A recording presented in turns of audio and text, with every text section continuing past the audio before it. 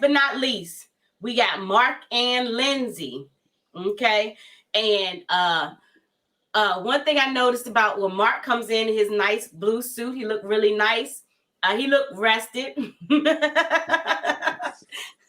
Like she had. You be rested too. Lindsay wasn't around. That's what I said. Like she had messed with him all night long. He looked good and rested. He looked healthy and sane. And sane, not insane, and sane. And ironically, Lindsay came in with a blue dress, a beautiful blue dress too, a blue dress. So they were matching. Dr. Pepper was like, I don't know if y'all did that on purpose, but if you look back at the season, Lindsay wore a lot of blue.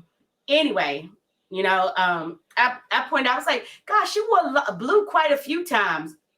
That must be her thing. But so yeah, they had on matching clothes. How's it been? He was like, we've had our ups and downs for the last 2 weeks. I would feel like, we've been healthy, in a good place. And for her, she said, I'm going to say, the last week has been great.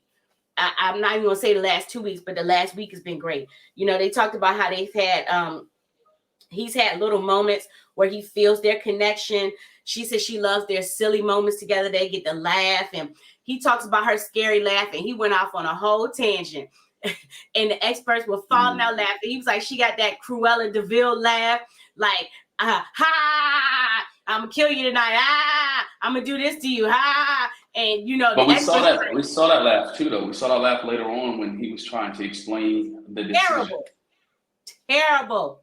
I hate that laugh. But she says for him, I need that 5-year plan from him, and we get a little more insight. She was like, he's on social media too much. So we heard the whole thing with Noy and Steve and how Steve was irritated about how Noy posts on social media.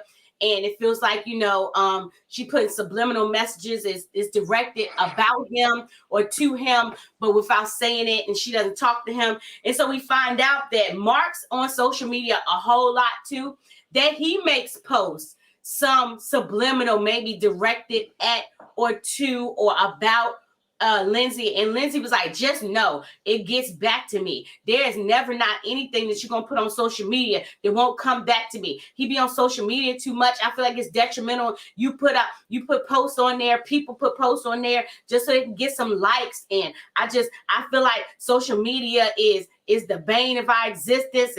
And he was like, okay. The experts were like, what's your problem with social media? Maybe it's not that bad. And for Mark, he was like, it's an outlet for me. It's an opportunity for me to share, for me to see what's going on with people. It's not about likes for me. And she was like, right. But I want to add to that too. But realize he was a sales director, so no social media for him is a way for him to network and connect to different people. Right. And she didn't understand it. And network and connect with people, she doesn't understand that. Now, of course, you're not going to be bashing your wife. I wish. What he did on social media must have been off camera because they didn't bring it up at all. Or maybe they feel like we already got one social media issue with Noy. We don't want to bring up another social media issue. But I think it's bad when you're posting things about your spouse on social media. Look, that's to me that's petty, right? If you can post it, you can be able to talk to your spouse so you can eliminate it. Because again, so you don't have to, so you can eliminate it off of social media so you can fix the problem or issue. Don't be posting about your spouse on social media. That's to me is just childish. Right. Communicate with them and get it. What happens in your house should stay in your house. It shouldn't be for the world to make judgments, especially in their situation, their predicament, because now the world is going to be looking at them and people who have never followed them, who are not their friends, who really don't know them, who know them from TV, are going to judge you based off your social media posts and your spouse. So now you're making your life a little bit harder than it really has to be. Yeah. With the social media thing, he said basically, Pastor Cal was like, same thing they talked about with Noy and Steve. If it makes your spouse feel uncomfortable, you may want to curb it some, and Mark was like, I understand that, but I don't want to feel controlled. I don't want, her to control my social media or anything else. That's been the thing with him too. It's like he appreciates her help and her being motherly, but at the same time, he doesn't want her to go overboard and like take over his life. So same thing with the social media. I want to take something Pastor Cal said there too, though. Pastor Cal said sometimes you can take an L for the team. right? Yes. And he told them both of them, sometimes you got to take an L for the team. And then sometimes you do have to take an L for the team, right? But when you take too many L's, you do want a W every once in a while, right? You can't feel like in a relationship that you're the one always taking an L.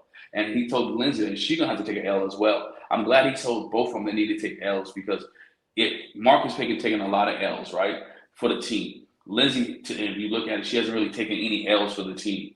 So you have to take an L for the team in order for both of us to win. Because in marriage, there are going to be some L's. There are going to be some times that you're going to back down or shut up because you don't want to, because it's not worth the argument. It's not worth the fight. It's not worth the discussion. It's minute. The situation is petty. We don't need to be there. It's more hours in the day of happiness and joy and respect and being together. Then there's arguing, fussing, cussing, slamming doors, being in different rooms, doing things. So again, take the L for the team for peace, all right?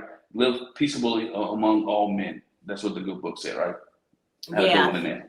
Yeah, and we did talk about that before because she was like, when she talked about, when they had the incident on the retreat, it was like, okay, so when do I get to? How do I do this without, respect him and still respect my feelings or whatever? And we talked about that. That sometimes it's not a tit for tat. It may be that, in this moment to keep peace, then it has to be what it is. I don't have to have a retort for what he says. He doesn't have to retort for, you got to get out of that when you get into a marriage, a relationship to start with, and then a marriage.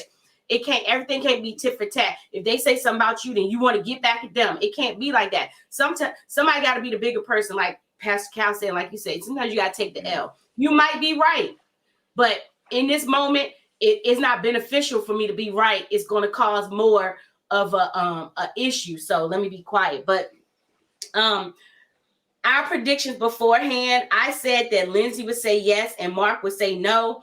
You said that both of them would say yes, and you picked right. You said they both would say yes, and they both said yes. Mark's thing was she's pushed me more than anyone has ever before. I feel like because of it, I've grown in the past 8 weeks, and it's worth it to continue. We have a good foundation. I think we figured our way out. I figured her out, her laugh out, her craziness. She's kind of figured me out. And so they want to stay married. Lindsay said, I got a button here. Is it red or green? Red, that no button, green, the yes button.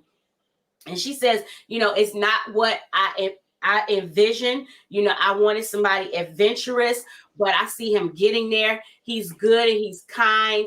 And, he's just a good guy, period. And so she pulls the button up. It's green. And she pushes it, yes, yes, yes.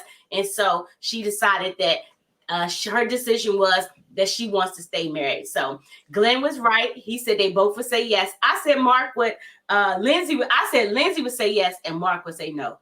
So I was wrong, but there we go.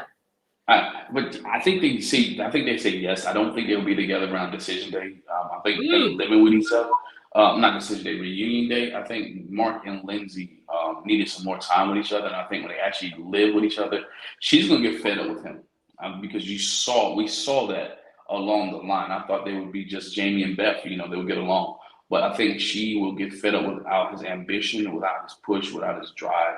I think she will get tired of him having to push him towards some things. They needed to see what his life is like without the cameras. I do believe that. I really do believe they need to see what life is like without the cameras. I just don't think they still stay together. I think it's just going to be too much for him. I think she's going to mean well. She doesn't have a filter like O, right?